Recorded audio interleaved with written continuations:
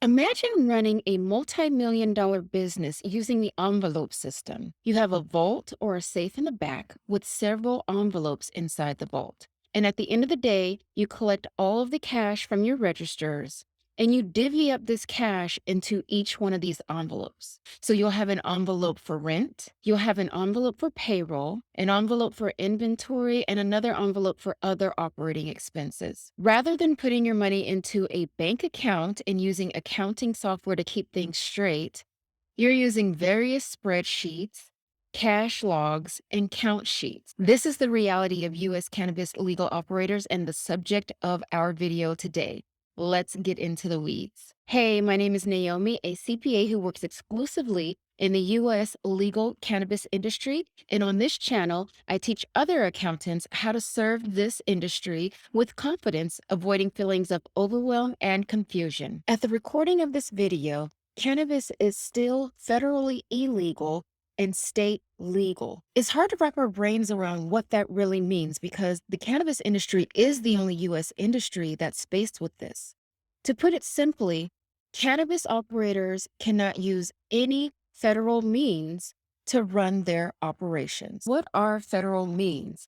Interstate commerce is the crux of this issue. There are two sides to this coin. Interstate commerce is the movement of goods or money from one state to another. The movement of goods or the cannabis supply chain is another video for another day, but today we're going to talk about the movement of money. If you are not using cash or a debit card, you are participating in interstate commerce. In fact, we participate in interstate commerce every day without even thinking about it. Every time you use a credit card, that transaction is running on credit rails, which is interstate commerce. It is illegal to use credit cards in the cannabis. If you're banking with a major bank that has locations across the country, even across the world, that's interstate commerce. Federal illegality also keeps these operators from banking with major banks. Oftentimes, they're able to find banking with small credit unions, but these come with their limitations. A lot of these small credit unions have a high fee for banking. I've seen fees upwards of $3,000 a month just to have your bank account open.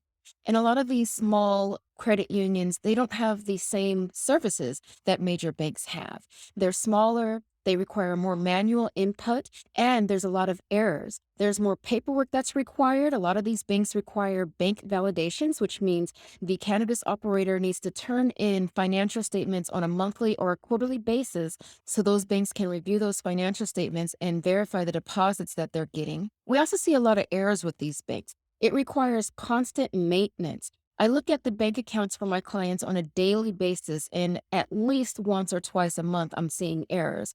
We've seen deposits that were missing zeros. It should have been a $50,000 deposit, and it was a $5,000 deposit. And then a lot of times you can't do debit cards. A lot of times the bill pay transactions are limited and slow.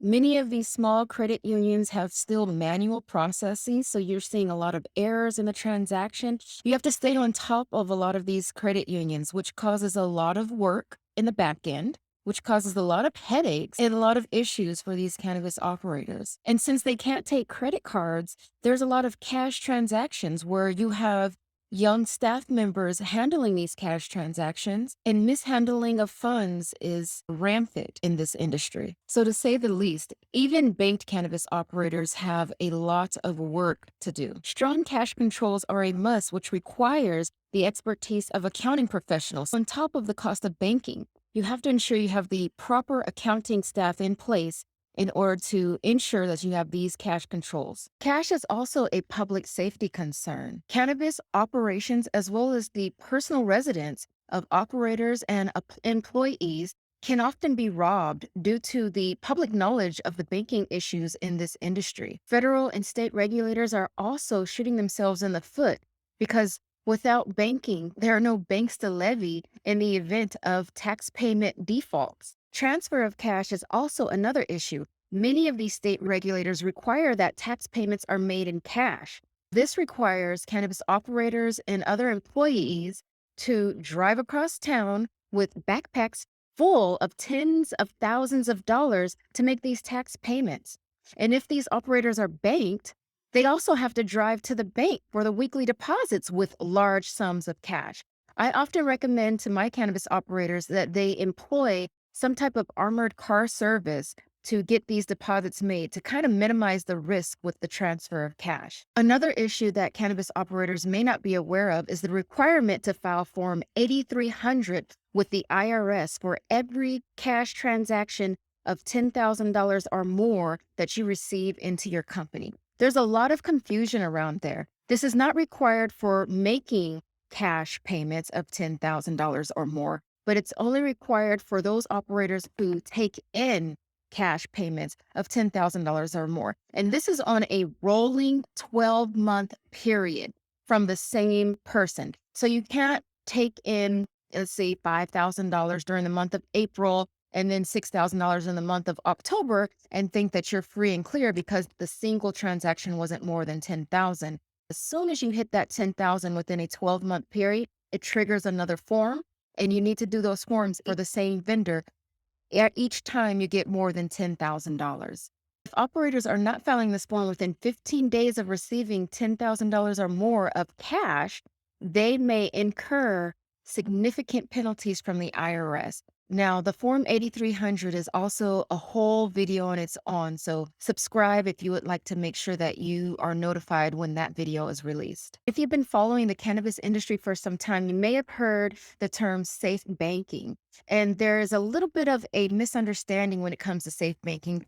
True, the title sounds like, oh, once this is passed, we are going to get banking, but that's not necessarily the case. Safe banking provides protections to banks to provide banking to cannabis operators. However, safe banking does not open interstate commerce. In the event that safe banking is passed, it's not going to open up the doors for cannabis operators to go out there and get banking relationships with major banks. However, it will provide some of the local banks and smaller credit unions more comfort when banking these operators, and it will also open up the doors to provide access to funding for some of our cannabis operators. To wrap this all up, in order to combat all these issues when it comes to cannabis cash, you will need strong cash controls in place. This includes daily cash logs, cash counts, vault logs. Your staff will need to be properly trained, and you will need somebody in place who is monitoring this system and providing feedback and additional training as necessary.